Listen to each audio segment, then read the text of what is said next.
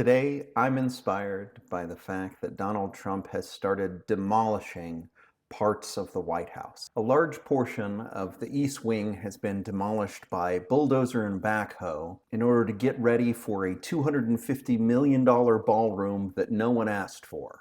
And I'm inspired in my defiance because I believe that the People's House, the White House, deserves more respect. If anything is a national landmark in this country, it's the White House.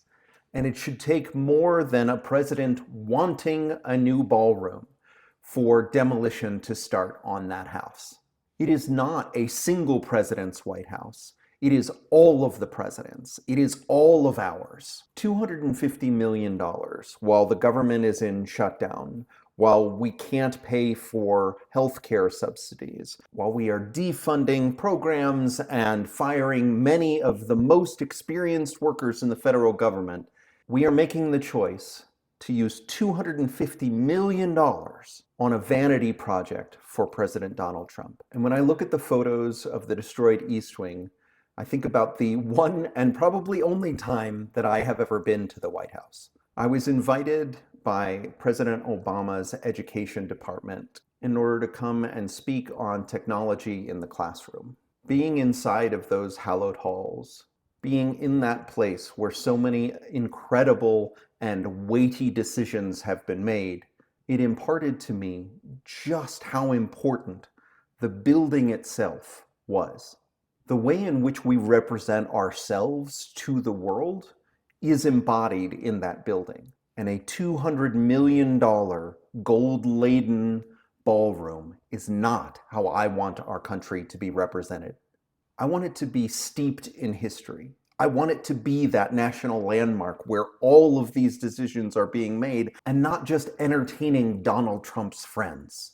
Because it isn't just a building. It's a representation of what we value as a country.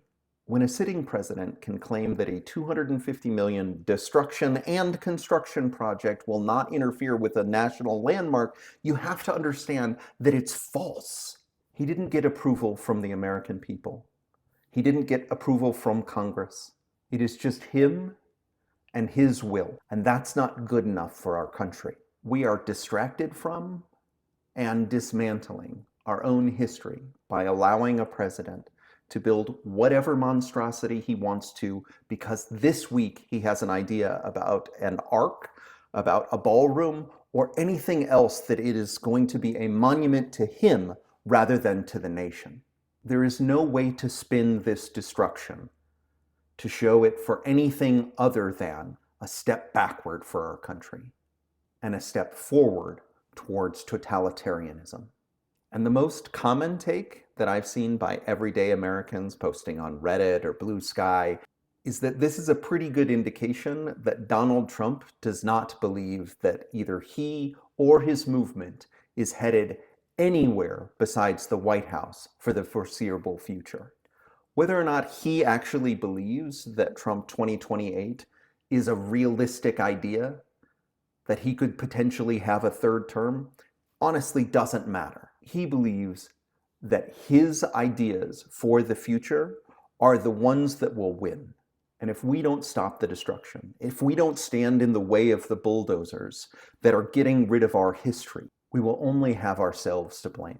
I'm also inspired today by the fact that Donald Trump's nominee for the whistleblower agency is an avowed Nazi. In his own words, he believes that the Martin Luther King Jr. holiday belongs in hell and that he has a Nazi streak. These are points of pride for this particular nominee.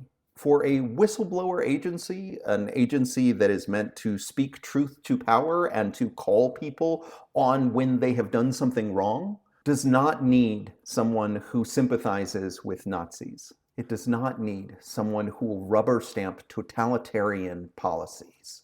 Someone who demonstrates blatant prejudice against certain members of our society, against U.S. citizens, is not fit to be in a position of leadership. We cannot embrace this kind of hatred. And while there are a couple of Republicans who are speaking out against this nominee, it remains to be seen that they will have any influence over whether or not President Trump gets what he wants.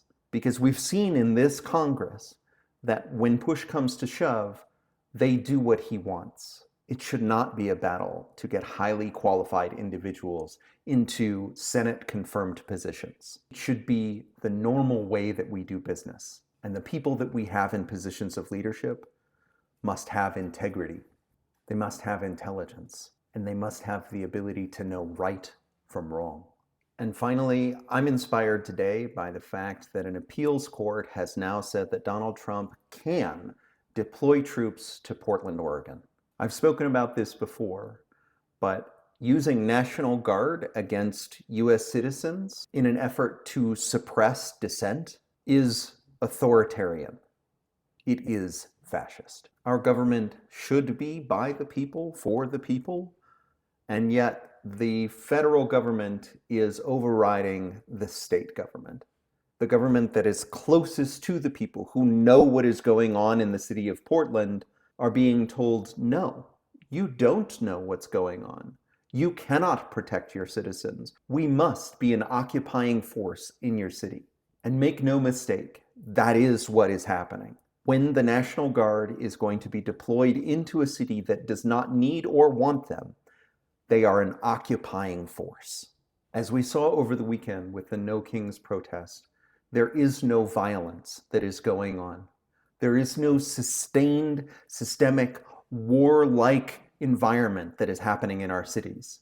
Our cities, on the whole, are incredibly safe, and they do not require military intervention. It seems to me that this administration wants to make an example out of Portland, out of Chicago, coming soon out of San Francisco. It is their attempt to say that all power in the country is held unitarily. It is held in the position of one man, and that is exactly why we were protesting on Saturday. We do not need protection from one another. We need protection from our federal government right now. And it is my hope that the governors and mayors of cities around the US will do their job to protect us from this executive overreach. And while Donald Trump may have won this one court case, it is also my hope that further down the line, the judicial system will wake up to this totalitarian overreach, because we cannot afford to have our military be used for political ends. We cannot allow for one man to decide whether or not our military is going to start a civil war.